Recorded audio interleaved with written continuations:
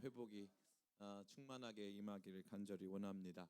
이제 우리는 지난주에 이 사명자, 당신은 사명자입니까? 라는 제목을 통해서 회복의 사명자가 올라오는 모습을 같이 깊이 생각해 보았습니다. 오늘 우리가 생각해 보기 원하는 것은 그러한 회복이 구체적으로 이스라엘 백성 가운데 임할 때에 어떠한 일이 일어나는가 하는 것을 잠시 생각해 보기를 원해요. 회복은 절대로 그냥 일어나지 않습니다. 회복은 언제나 따라해 볼까요? 회개와 함께, 회개와 함께 일어나는 거예요. 회복은 절대로 그냥 일어나는 것이 아니에요.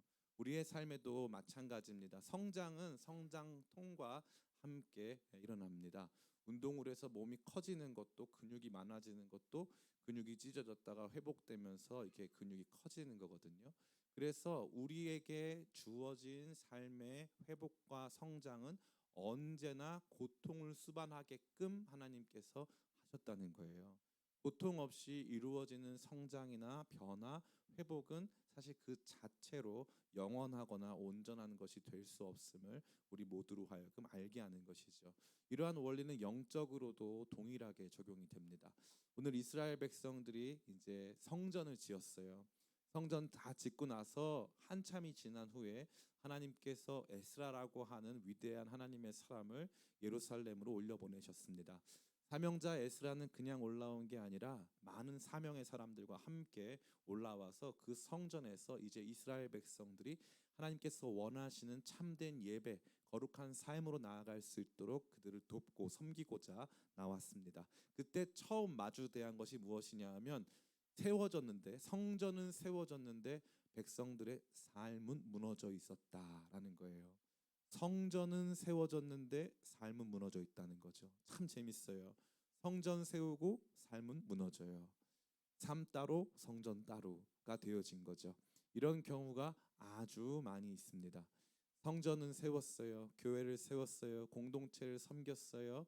여러 가지 제도, 조직, 체제 이 모든 것들을 세웠지만 결국에는 그러한 제도를 왜 세웠는지, 그러한 성전을 왜 세웠는지, 그러한 조직과 공동체를 왜 세웠는지가 정말 고민이 될 만큼 철저히 무너져 버린 사람들이 여기 놓여 있었다라는 것입니다. 오늘 이 말씀을 통해서 그러한 사람들에게 주어진 회복의 놀라운 비밀, 그 뭔지 아세요? 따라해 볼까요? 회개. 회개. 회복은 언제나 고통을 수반하는데 그 고통은 우리가 얼마나 죄인인가를 발견하는 데 등장하는 것이고, 얼마나 죄인인가를 발견한 다음에 반드시 회개의 역사가 있어요. 그렇기 때문에 이 회개가 사실은 진짜 회복으로 나아가는 필수 불가결한 요소다라는 것을 이 말씀은 적나라하게 저와 여러분 가운데 보여주고 있습니다. 세워진 성전 앞에 무너진 성도들의 삶, 그것들을 온전히 회복하는 참다운 회개의 능력을 말씀을 통해 함께 생각해 보기를 원합니다. 특별히 오늘 이 말씀에는 여러분 모두에게 필요한 해석의 준거점이 있어요. 이 말씀을 해석해 보면은 어떤 일이 발생할까요? 사람들이 어떤 일들을 고발합니까? 우리 보니까 이렇게 되어 있어요. 2절 같이 한번 읽겠습니다. 2절 같이 읽습니다. 시작. 그들의 딸을 맞이하여 아내와 며느리로 삼아 거룩한 자손이 그 지방 사람들과 섞이게 하는데 방백들과 고관들이 이 죄에 더욱 으뜸이 되었다 하는지라. 아멘. 여기 보니까 이방인과의 통혼, 결혼하는 거, 서로 상통하여 결혼하는 이 결혼 문화가 하나님 보시기에 심히 가증했고, 이제 회복의 사람으로 올라온 에스라에게 있어서도 이것은 감히 이루어질 수 없는 일이라고 하는 분명한 메시지가 등장합니다. 그렇기 때문에 우리는 성급하게 이 메시지를 우리와 우리 가정에 적용하려고 하는 우를 범하기 쉬운 거예요. 그러니까 무조건 이러니까 이방 사람들과 결혼하는 거 하나님이 이렇게 싫어하시는구나. 이게 성전은 지어놓고 삶이 무너졌을 때 특징이 이방 사람들과 결혼하는 것이구나.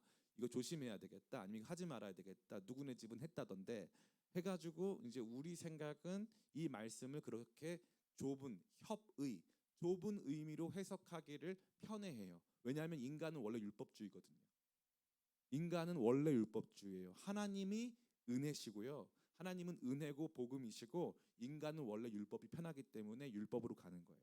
그래서 이거 하나님이 싫어하는 거니까 이거 하면 안 돼라고 말하는 거죠. 그럼 제가 여러분에게 묻고 싶은 게 있어요. 여러분은 하나님이 싫어하는 건 하나도 안 해요? 하나도 안 하셨어요? 하나님이 싫어하는 건 한 개도 안 하셨어요? 네, 저 뒤에서 우리 고백하시잖아요. 합니다. 하나님이 싫어하는 거 다 했잖아요. 그러니까 이 말씀을 구약 율법 체계에 따라서 보려고만 하면 반드시 문제가 생겨요. 우리는 이것을 어려운 말로 정경론이라고 하는데, 이 신구약 성경 전체가 이러한 내용을 뭐라고 말을 하고 있는가를 토대로 이 말씀을 다시 한번 해석할 수 있는 해석의 중거점을 가져야 한다라는 것입니다. 이러한 이방인과, 다시 말해서 불신자와의 결혼과 관련된 더욱 직접적인 내용은 고린도전서에 등장하죠. 같이 한번 읽어보겠습니다. 7장 12절에서 17절까지 말씀 같이 읽겠습니다. 자세히 한번 읽어보겠습니다. 시작. 그 나머지 사람들에게 내가 말하노니 이는 주의 명령이 아니라 만일 어떤 형제에게 믿지 아니하는 아내가 있어 남편과 함께 살기를 좋아하거든 그를 버리지 말며, 어떤 여자에게 믿지 아니하는 남편이 있어 아내와 함께 살기를 좋아하거든 그 남편을 버리지 말라. 믿지 아니하는 남편이 아내로 말미암아 거룩하게 되고 믿지 아니하는 아내가 남편으로 말미암아 거룩하게 되나니, 그렇지 아니하면 너희 자녀도 깨끗하지 못하니라. 그러나 이제 거룩하니라. 혹 믿지 아니하는 자가 갈리거든 갈리게 하라. 형제나 자매나 이런 일에 구애될 것이 없느니라. 그러나 하나님은 화평 중에서 너희를 부르셨느니라. 아내 된 자여 내가 남편을 구원하는지 어찌 알 수 있으며, 남편 된 자여 내가 내 아내를 구원하는지 어찌 알 수 있으리요. 오직 주께서 각 사람에게 나눠주신 대로 하나님이 각 사람을 부르신 그대로 행하라. 내가 모든 교회에서 이와 같이 명하노라.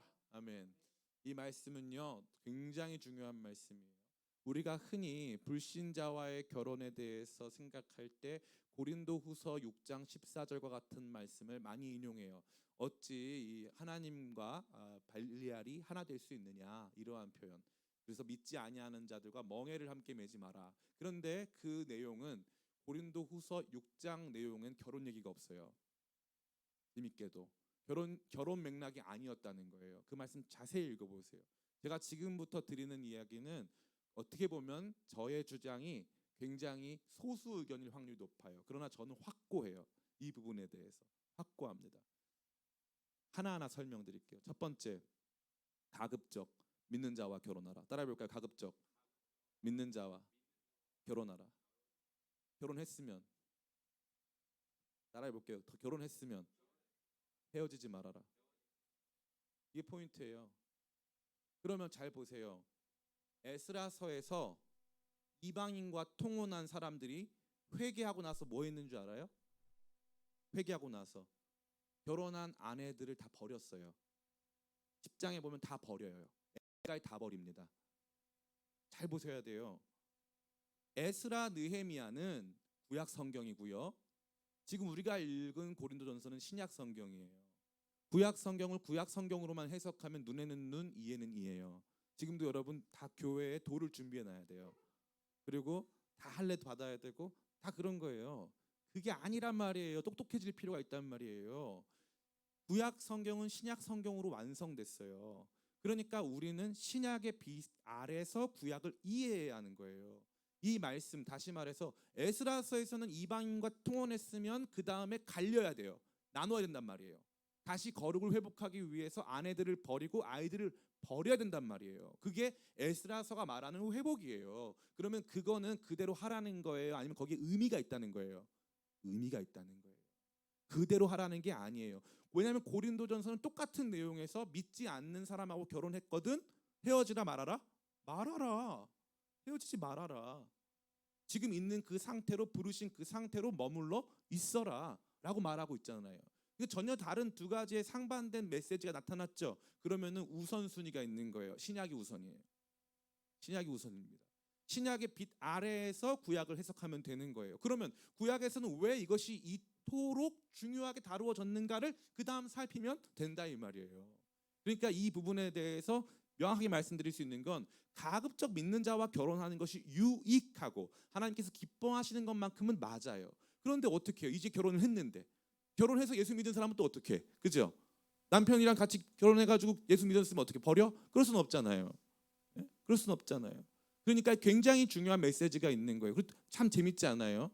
여기 보면은 원래 이 고린도전서 6장 맥락은 뭐냐면 원래 포인트는 가급적 결혼하지 말아라 이거예요. 참 은혜로운 말씀이죠. 가급적 결혼하지 말아라. 지금 이 하나님의 심판의 때가 머지않았기 때문에 막 이렇게 우리끼리 뭐 먹고 살고 뭐 이런 거 너무 그거 추구하지 말아라. 그러나 그거 하는 게 죄도 아니다. 그렇게 살아도 된다. 얼마든지 그렇게 살아라. 그러나 정말 하나님께서 원하시는 사람들이 있다면 그런 사람들은 하나님과 영원히 함께한다는 마음으로 독신의 은사를 선택해도 괜찮다라고 하는 그러한 굉장히 합리적이고 또 인격적인 조언이 아름답게 흐르는 말씀입니다. 그러한 가운데 믿지 않는 불신자와 결혼을 하게 됐다. 그러면은 뭐 어쩔 수 없다 이 말이에요. 어쩔 수 없다. 그리고 그 사람이 원한다면, 그 사람이 만약에 너가 믿는 것 때문에 너를 버린다고 한다면 버려져라. 믿음을 지켜라. 그러나 그 사람이 내가 믿음에도 불구하고 나랑 같이 살겠다는데 그거 나눌 만큼의 문제는 아니다라는 거죠. 이거 정말 중요한 거고 교회에서 이거 안 가르쳐 주는 거예요. 현실적으로도 굉장히 중요합니다. 교회에 지금은 안 그런데 결혼 정년기에 있어서 자매들이 아직까지도 우리 교회는 특이하게 형제가 많습니다. 형제들이 굉장히 목말라 하고 있어요. 제가 정말 자매 부흥을 위해서 기도해야 될 줄 믿습니다. 제가 그냥 하는 말이 아니에요. 제가 이제 그 전에 있던 교회에서 사역할 때 우리 고등부가 진짜 남자애들이 너무 많은 거예요. 그래서 수련회 때 은혜 진짜 받은 다음에 우리 한번 이 시간 같이 기도합시다. 이 시간 주여 자매들을 보내주십시오. 진짜 기도를 했어. 진짜. 그러니까 애들이 자매들을 보내주시옵소서. 그래서 이제 겨울 수련회 때 그 기도를 했어요. 고2는 다 전원 남자였어요. 전원 남자. 그래가지고 이거 진짜 말도 안 된다. 주여 보내주시. 애들이 막 울어 막. 자매들을 보내주시. 그때 이제 막 그 흐름이 있었어가지고 막 자매 보내달라고 막 울더라고. 막 같이 막 울면서 기도했어요. 그리고 나서 이제 그게 1월 달이었는데 3월 달에 이제 새학기가 시작된 다음에 옆에 있는 서초고등학교 댄스부 여자애들이 다 등록한 거예요. 우리 교회. 애들이 얼마나 표정이 밝고 부서가 얼마나 살아나는지 말로 할 수가 없어요. 그래서 저는 이러한 때때로 이런 성비를 위한 기도도 필요하다. 교회가 좀 회복될 필요가 있다. 그런 면에서 생각을 굉장히 많이 하는데 이러한 측면에 있어서 오늘날 결혼하지 못하는 자매들에게 교회 안에서 찾으라. 그러면은 그거 사실 굉장히 절망적일 수 있어요. 그리고 만약에 그럼 교회에서 찾다가 없어. 우리 교회가 다 자매로 돼 있어. 그러면 어떻게 합니까? 큰 교회로 파송하죠. 오늘의 교회 이런 데로 파송. 너의 가는 길에 주의 축복. 저는 이 교회를 사랑하지만 결혼을 위해 제가 오늘의 교회로 가서 사랑의 교회로 가서 제가 만나 보겠습니다. 그래서 결혼의 사명을 가지고 막 큰 교회로 다 이동을 하는 거예요. 그럼 어떻게 정죄합니까 그거? 적극적으로 보내야죠. 그러면 그잖아요. 그죠? 그럼 어떻게 하자는 거예요. 그잖아요. 근데 어떤 일이 발생해요. 가끔 이런 일이 발생해요. 신실한 자매인데 안 믿는 형제가 대시를 해. 그래서 결혼을 해. 그런 사람들이 있어요, 없어요? 많아요. 많습니다. 많아요. 근데 그런 사람들 가운데 그러면 그 결혼은 저주받은 결혼입니까? 아니잖아요. 그렇지 않아요. 왜 우리는 그러니까 제가 이 불신자와의 결혼 문제가 중요하지 않은 건 아니에요. 이제 이 팀 켈러 목사님이라는 분이 계셨는데 이제 소천하셨죠. 그 사모님이 캐스 켈러라고 하는 사모님이 계신데 불신자와의 결혼은 그야말로 악몽 그 자체다라고 이제 엄청난 기고문을 쓴 적이 있어요. 그래서 저는 그 기고문을 읽으면서 이거는 어찌 보면은 너무 극단적인 사례다. 불신자와의 결혼이 그러면은 제가 들 수 있는 예 중에는 신자와의 결혼이 지옥 같은 사람도 많아요. 단순히 결혼에서의 기쁨과 유익과 행복을 위해서 반드시 신자와만 결혼해야 된다고 한다면 그건 성립되지 않습니다. 결혼 생활은요, 제가 사실 말씀드릴게요. 아주 행복한 거예요. 모든 행복한 거는 조금 힘들어. 행복하려면 힘들어야 돼, 안 힘들어야 돼? 제식이 힘들어야 돼, 안 힘들어야 돼? 행복하려면 힘들어야 돼요. 그죠? 행복을 위해서 힘이 든 거니까 굉장히 지혜가 필요한 거예요. 이런 거는 굉장히 저처럼 지혜롭게 해야 됩니다. 결혼 생활은 쉽지가 않아요. 그래서 단순히 결혼 생활의 행복만을 위해서 신자와랑 결혼해야 된다? 그렇지 않아요. 또 한 가지 재미있는 건 이것도 있어요. 목사님, 우리가 신자와 결혼해야 되는 이유는 합력하여 하나님의 뜻을 이루는 것 때문에 결혼해야 된다. 제가 물어보고 싶어요. 신자와 결혼해서 신자 가정이 어떻게 합력하여 하나님의 뜻을 이루고 계십니까? 예, 보니까 결혼을 통해서 합력하여 선을 이루는 관계는요, 극히 드물어요. 바닷물에 소금의 비율 같은 거예요. 극히 비율로 아주 없어요. 우리는 그저 주님의 은혜의 손에 우리 자신을 맡기고 서로 사랑하며 버티며 살아가는 거예요. 이게 삶의 신비고 그 과정에서 하나님께서 우리를 사용하시는 것뿐이지, 둘이서 결혼해가지고 만나서 딱 결혼해가지고 당신과 내가 하나님의 뜻을 함께 이루자 해가지고 막 결혼하고 그렇게 해가지고 막 함께 할 수 있다, 성전 건축 막 이렇게 해가지고 둘이서 막 결혼한다, 그거 그렇게 하나님께서 기뻐하시고 원하시는 모습의 결혼도 아닙니다. 언젠가부터 결혼에 대한 이야기가 너무나도 많은 성경의 왜곡 속에서 잘못 씌워지고 있어요. 불신자와의 결혼뿐만 아니라 우리는 결혼 자체에 대해서 신중해야 하고, 결혼의 목적과 결혼 안에서 우리가 얻게 되어지는 영적인 유익에 대해서 깊이 공부하고 사려 깊게 판단할 필요가 있어요. 그러나 배우자에 대해서 불신자랑 결혼하면 무조건 죄다, 그리고 절대 해서는 안 되는 것이다, 그거 피하면 좋죠. 안 그럴 수 있으면 참 좋겠죠. 그러나 그럴 수 없는 현실이 있고, 성경에서도 율법적으로 저와 여러분에게 강요하는 것은 결코 아니다. 그래서 여러분, 만약에 어떤 형제가, 우리 중에 우리 결혼 안 한 형제 자매들 있다면, 형제 같아 보이지만 자매들 있다면, 어떤 형제가 왔는데 날 좋아한다고 했어요. 불신자래. 그러면은 어떻게 하면 돼요? 1번 목사님한테 말씀을 드린다. 2번 그럼 목사님 어떻게 해요? 축복을 한다. 3번 결혼한다. 끝. 간단한 거예요. 그럼 저는 언제나 축복만 합니다. 무조건. 야, 세상에 너 좋다는 사람이 어딨냐. 기적 중에 기적이 났다. 지금이 바로 이때라. 주의 긍휼 받을 때가 이때라. 그렇게 해가지고 그냥 붙잡고 결혼하면 된다. 결혼하면 된다. 목사님 실패하면 어떻게 하면 됩니까? 한 번 더 하면 된다. 두려워하지 말아라. 그걸 왜 이렇게 두려워하냐? 두려워할 필요 하나도 없다. 전혀 걱정하지 마세요. 두려워하지 마세요. 이 부분에 대해서 제가 누누이 말씀드리지만 갖고 오시라 이거예요. 성경에서 과연 얼마만큼 이 부분에 대해서 구약 말고 신약에서 말을 하고 있는가 갖고 와봐라 이거예요. 우리 주님은 분명히 말씀하세요. 재밌는 게 뭐예요? 예수님께서 이혼에 대해서 말씀하실 때 뭐라고 하십니까? 간음한 연고 외에 이혼하는 사람들은 다른 사람들로 하여금 간음하게 하는 사람이라고 되어 있어요. 주님은 그러면 불신, 이 사람 안 믿는데요? 이 사람 원래 기독교였는데 개종했는데요? 이혼 사유가 아니라는 거예요. 충격 아닙니까? 주님은 그 정도로 가정을 중시 여기시고 그 정도로 하나됨의 그 가치를 우리에게 강조하여 보여주고 계신 거예요.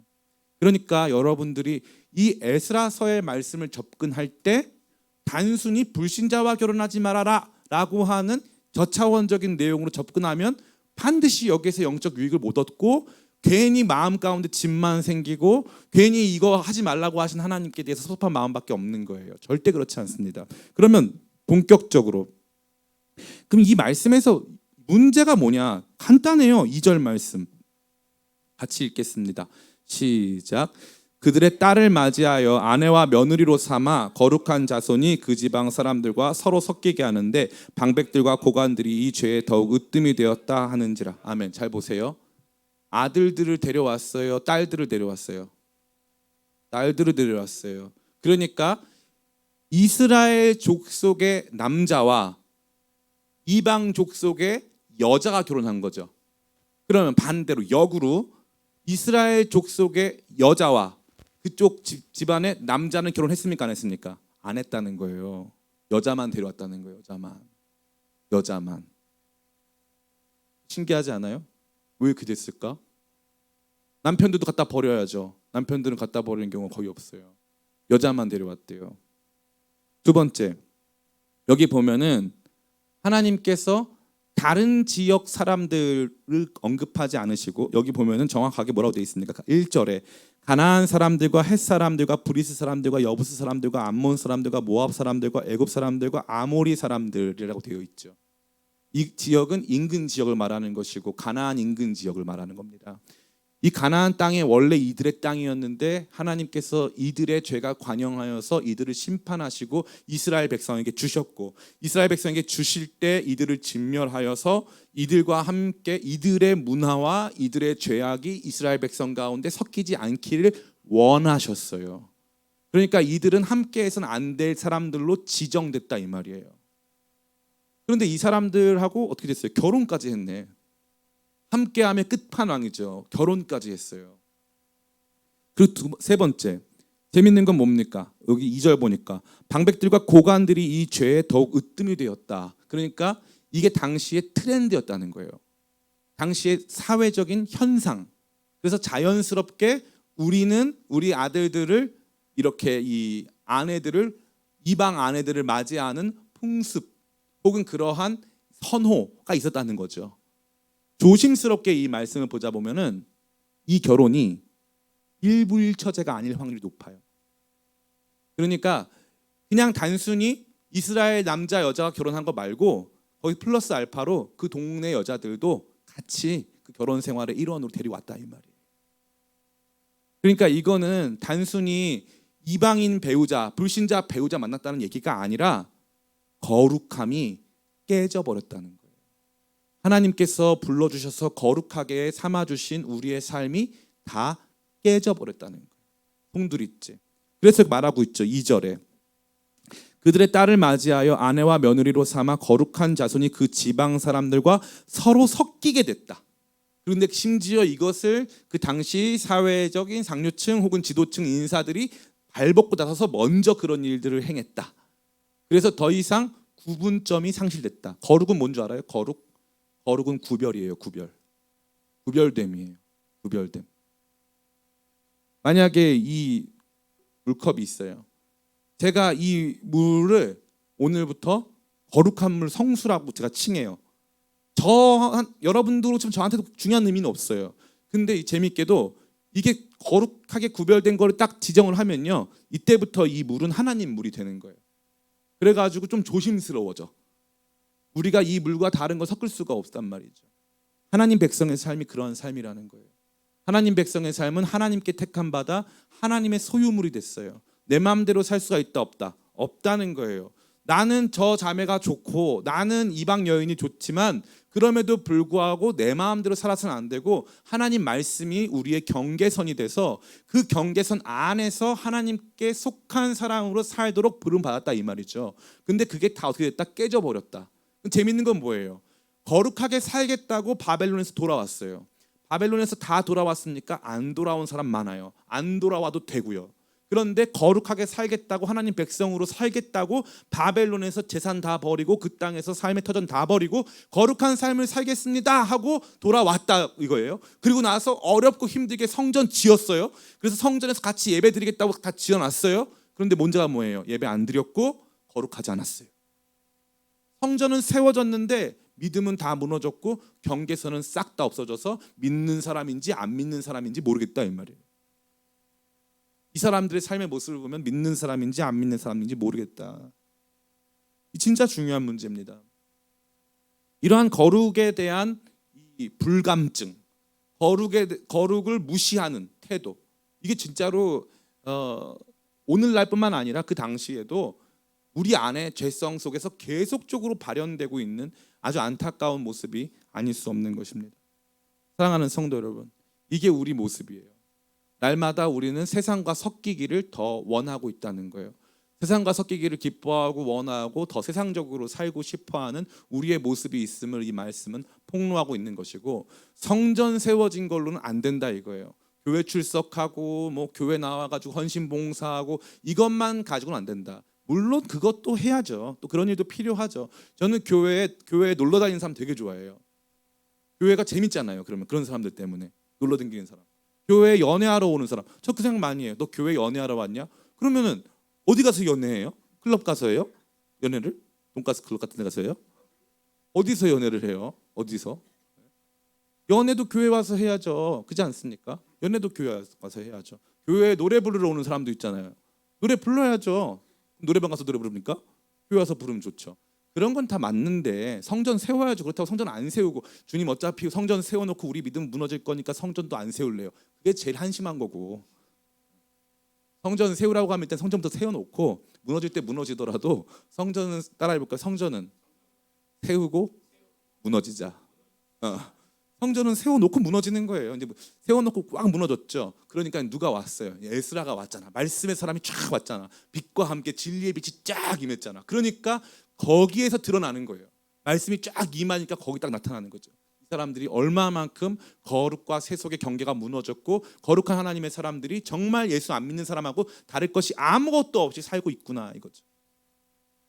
저는 술을 안 마셔요. 제가 술을 안 마시는 목사라는 게 시간이 가면 갈수록 사람들 사이에서는 뭐라고 할까요? 조금씩 뭔가 제가 이렇게 구태의연하고 꼰대 같아 보이나 봐요. 저는 술을 한 잔도 안 마셔요. 저희 아내가 증인이에요. 유럽에 가도 저는 와인 한 잔 안 마셔요. 절대 안 마십니다. 왜 안 마시냐? 제가 안 먹고 싶어서 제가 어느 날 금식을 했는데 금식 끝나고 제일 먹고 싶은 게 맥주였어요.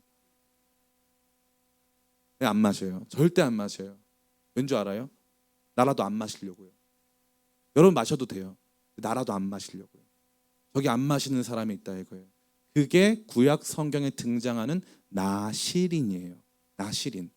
이스라엘에 가끔 돌아다니는 사람이 있어요. 머리가 길어서 눈에 띄는 사람들이 있어요. 그 사람들은 다 같이 사람들이 포도주를 마실 때 그 사람은 못 마셔. 그 사람은 그냥 그 자리에 가 있지만 그 사람은 뭔가 다른 사람. 그게 나시린이에요. 하나님께서 이스라엘이 가장 어두웠을 때 삼손이라는 나시린을 주셨어요. 삼손이라는 나시린을 주셨는데 삼손은 머리만 길지 다 해. 머리만 나시린이야. 그러고 나니까 어떻게 돼요? 나중에 거룩을 잃으니까 거룩의 상징인 머리가 밀려요. 기가 막히죠. 그게 이스라엘의 모습이에요. 그게 이스라엘의 모습이라고. 하나님이 엄청난 능력을 주시고 승리하게 하셨어요. 너는 거룩하게만 살면 된다고 말씀하셨어요. 머리만 안 밀리면 된다고. 그랬는데 머리 밀려서 부정한 거 다 만지고 지가 원하는 대로 다 살다가 머리 밀려서 거룩을 잃었을 때 비참한 상태로 눈이 뽑혀버리는 모습이 삼손이 이스라엘이란 말이에요. 그래서 누군가는 거룩하게 헌신을 해야 되는 거예요. 누군가는. 그 목사가 돼가지고 우리 노용훈 집사님 저 대신 나시린 역할을 좀 해주세요. 교회 오실 때 늘 정장을 입으시고 머리를 기르시고 삿갓을 쓰시고 교회 오세요. 저 대신 거룩의 표본이 되어주세요. 뭐예요? 목사가 해야지, 그죠? 그래서 하는 거예요. 거룩은 그만큼 중요한 거예요. 우리가 구별됐다는 걸 보여주는 거죠. 구별됐다는 거. 구별됐다는 것을 눈으로 보여주고 삶으로 그 모습을 보여주는 것은 너무나도 중요한 것입니다. 그래서 여러분들 거룩한 사람 우습게 보지 마세요. 특별히 혹시 크리스찬 중에는 그런 사람들이 있어요. 크리스찬 중에서도 양심껏 자기 술 안 마시는 사람들이 있는데 가가지고 넌 술 안 먹냐? 이러면서 놀리는 사람도 있어요. 얼마나 기가 막혀요. 그 사람은 하나님 앞에서 거룩하게 살고 싶다는데 그러면 그 사람이 더 잘하고 있는 거고 나는 그 정도까지는 안 되니까 난 마신다고 하면 될 거 아니에요. 근데 뭐라고 그런 사람들 같이 욕하고 무슨 성경에 써 있냐고. 그 성경에 술 많이 먹고 고주망 세대라고 써 있습니까? 안 써 있잖아요. 술 취하지 말라 써 있잖아요. 그러면 술을 왜 마셔? 그럴 거면 다 제로 맥주 마시지. 예? 무알콜 맥주 마시면 되지. 무알콜 맥주에도 알코올이 있어요. 많은 사람들이 착각하고 있어요. 목사님 얼마만큼 마셔야 됩니까? 몰라. 마시지 마 그냥. 그잖아요. 안 먹는 게 제일 좋지 그러면. 그잖아요. 안 먹는 문화를 보여줘야죠. 거룩의 문화를 보여줘야죠. 옛날 우리 믿음의 선배들은 안 그랬어요. 안 먹고 담배도 안 피고. 그래서 저기 예수 믿는 사람 지나간다 다 알아요. 회사에서도 왕따 다 알아요. 거룩의 사람들, 예수 믿는 사람들 다 안다고요. 지금은 그 싸움이 없어졌어요. 그래서 경계선이 없어진 거예요. 똑같아요. 이 경계선 상실의 문제인 거예요. 이거는 이방인과 통혼의 문제는 거룩의 경계선 상실이어서 이방인과 다를 게 아무것도 없는 삶을 살고 있는 사람들을 폭로한 거예요. 그게 핵심이지 불신자랑 결혼했냐 안 했냐 문제가 아니라는 거예요. 그 정도까지 됐다. 그리고 심지어 불신자랑 결혼하는 경우도 이방인과 결혼하는 경우도 있잖아요. 누가 결혼했습니까? 보아스가 이방 여인 모압 여인 룻과 결혼했잖아요. 그렇게 해가지고 다윗 왕 태어났잖아요. 그러니까 그 문제 이상의 문제일 것이고 거룩을 상실한 것의 문제라는 거예요. 거룩을 상실한 거. 여기서 끝이 아닙니다. 이 말씀의 강조점은 이 거룩을 상실했다는 것인데, 그렇다면 본격적으로 이 말씀이 저와 여러분에게 주는 메시지가 등장해요. 첫 번째는 무엇입니까? 따라해 볼까요? 회개는 슬퍼하는 것. 회개의 첫 번째 포인트는 뭐냐 하면 슬퍼하는 것이에요.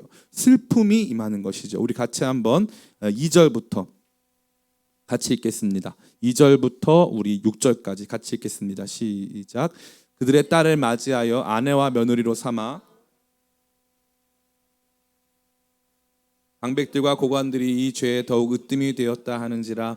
내가 이 일을 듣고 속옷과 겉옷을 찢고 머리털과 수염을 뜯으며 기가 막혀 앉으니 이에 이스라엘의 하나님의 말씀으로 말미암아 떠는 자가 사로잡혔던 이 사람들의 죄 때문에 다 내게로 모여오더라.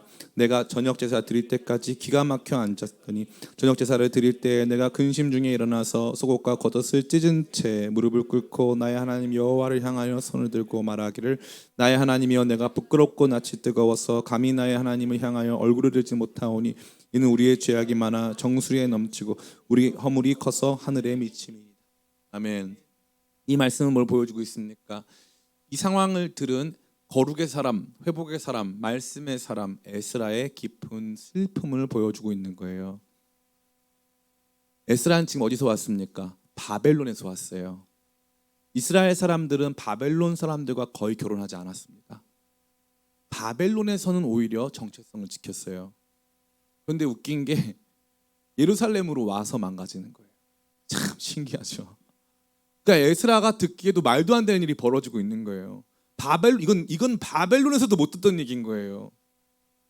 니네 바벨론에서는 안 그랬잖아. 거기서 믿음 지킨다며. 믿음 지키려고 여기 예루살렘까지 왔잖아. 하나님 잘 섬기겠다며. 여기 와서 이게 지금 뭐 하는 거야? 이 슬픔이 임한 거예요. 회개는요 반드시 슬픔으로 말미암는 거예요. 반드시 죄에 대한 슬픔, 우리 자신에 대한 비참함, 우리가 너무나도 하나님 앞에 거룩하지 못하고 초라한 존재라는 사실, 우리의 모든 결단과 우리의 모든 수고가 정말 헛된 것처럼, 무의미한 것처럼 우리 안에서 그 모든 것들이 무색하리만큼 다 망가져버리고 완전히 철저히 세속화되어 버린 우리 자신을 보고 애통하고 우리 울고 옷을 찢고 답답해하는 거예요. 옷을 찢는다는 건 어떤 겁니까? 뭐 다양한 의견이 있죠. 근데 기본적으로 옷 찢으면 밖에 못 당겨요. 그잖아요. 옷 찢는다는 건 그런 거예요. 멀쩡히 아무 문제 없이 잘 생활하고 있던 내가 아니라는 거지. 내 삶을 뒤덮은 이 슬픔은 너무나도 커서 감당할 수가 없다 이거예요. 하나님께서 은혜 주실 때 먼저 찾아오는 것이 바로 죄에 대한 슬픔이에요. 거룩 앞에 우리의 죄가 드러나고 우리 죄가 드러나면 그것으로 말미암아 애통하고 슬퍼하는 것. 이스라엘 백성들은 이 죄 가운데 있는데 슬퍼하는 사람이 한 명도 없었어요. 슬퍼하는 사람들이 거의 없었어요. 근데 에스라는 듣자마자 이것이 얼마나 큰 죄인가에 대해서 말하고 슬퍼하기 시작한 것입니다. 사랑하는 성도 여러분, 하나님 말씀의 찔림을 받아 우리 안에서 슬픔의 눈물이 흐르고 애통하게 되고 나 자신의 모습이 하나님 앞에서 너무나도 죄송하고 송구하여서 눈물 흘린 적이 얼마나 됩니까? 여러분 가운데 언제가 마지막이었어요? 말씀 듣다가 말씀 앞에 오열한 적이 언제였냔 말입니다. 이것이 우리에게 정말 중요한 문제예요. 내가 거룩하지 못하구나, 하나님 뜻대로 살겠다고 애쓰고 살았는데 내가 지금 와서 보니까 경계선은 다 무너지고 세상 사람과 다를 것 하나 없는 사람으로 나 자신을 정당화하고 합리화하게 급급했구나, 내가 그런 존재였구나 하면서 죄에 대한 슬픔이 임하는 거죠. 건강한 교회는 잘 웃고 잘 울어야 돼요. 너무 웃기만 하는 교회는 안 돼요. 우리 교회가 그런 교회 중 하나인데 너무 담임 목사부터 너무 웃기려고 만들고, 그래서 회개 울기도 해야 돼. 근데 제가 단연간 집회를 해보잖아요. 재밌는 게 뭐냐면 웃으면 울 수도 있어요. 그래서 저는 이제 그런 일들을 많이 해요. 근데 확실한 것은 눈물이 마른 교회가 너무나도 많아요.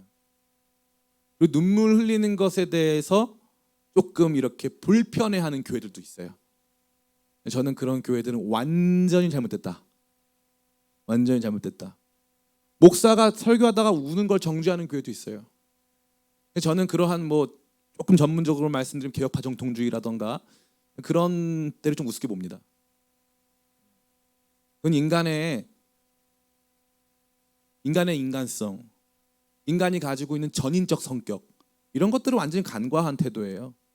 예수님도 눈물을 흘리셨고 예레미야도 설교하다 울었고 다 울어요. 근데 왜 우리는 우는 것에 대해서 그렇게 사나이답지 못하다는 둥, 충분히 이성적인 설득이 아니라는 둥.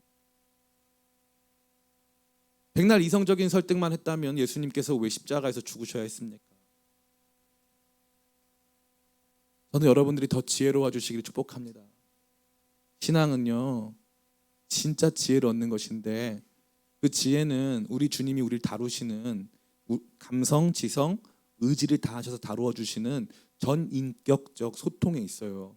하나님은 전인격적으로 우리를 소통하신단 말이에요. 그래서 그 주님께서 원하시는 게 뭐냐면 거룩을 통해서 저와 여러분 정죄해서 지옥 보내려고 하는 게 아니라 거룩하신 당신의 사랑과 당신의 순결함을 보이시면서 우리의 순결하지 못함을 나타내 보이시고 돌아오길 원하시는 거예요. 그래서 그 반응 속에 우리가 먼저 취해야 될 것은 애통이에요. 애통. 주님 저 이거밖에 안 되네요 하면서 애통하는 거예요. 그래서 어떤 분들이 그래요. 나 같은 죄인 살리신 그거 부르면은 이 벌레 같은 날 위에. 그러면은 이 벌레 같은, 왜 우리가 하나님 형상인데 벌레라고 합니까? 하나님이 나보고 벌레라고 한 게 아니라 내가 나보고 벌레라고 하는 거잖아요. 목사가 여러분한테 벌레라고 하는 게 아니라 낮은 자존감의 문제가 아니라 우리의 신앙적 관점으로 우리 자신을 봤더니 우리가 어마어마한 사람이라고 불릴 수가 없는 수준의 죄인이다 이 말이에요. 강아지는요 절대 은혜를 잃지 않아요. 근데 사람은 은혜를 잊어버려요. 저는 이 동물들의 세계를 바라보면서 우리가 함부로 동물과 관련된 욕을 쓸 수 없다고 생각해요. 정말로. 제대로 동물을 키워보고 한 사람들은 절대 그런 말 못합니다. 우리가 동물보다 못할 때가 훨씬 많아요. 특별히 하나님께 대해서.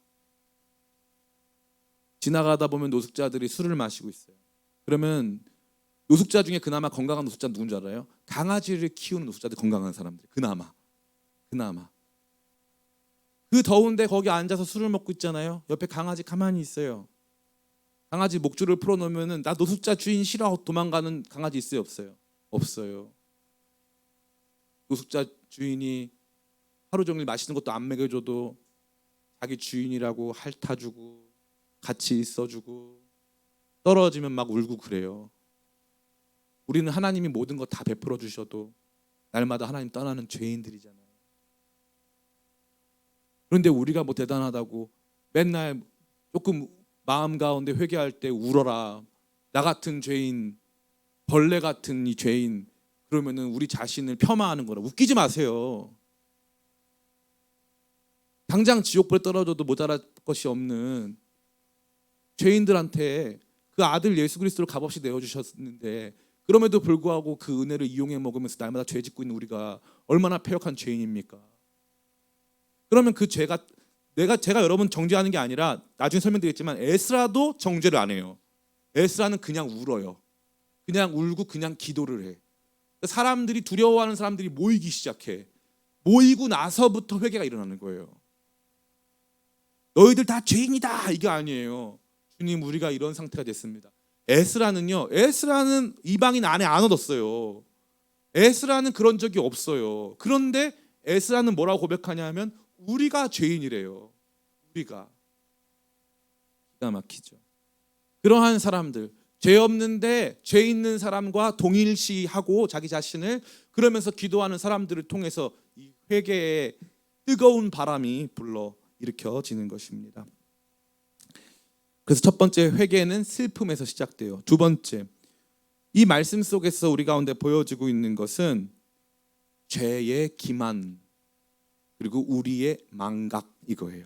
같이 한번 읽어보겠습니다. 몇 절입니까? 우리 7절 같이 읽겠습니다. 시작. 우리 조상들의 때로부터 오늘까지 우리의 죄가 심함에 우리의 죄악으로 말미암아 우리와 우리 왕들과 우리 제사장들을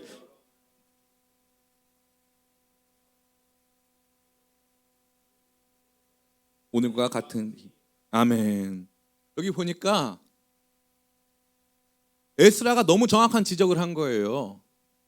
왜냐하면 이 사람들이 70년 전에 완전히 패망해가지고 저 머나먼 바벨론 땅에 포로로 끌려간 사람들의 자녀들이에요. 근데 그들이 그때 행했던 게 지금 이 죄보다 덜해요.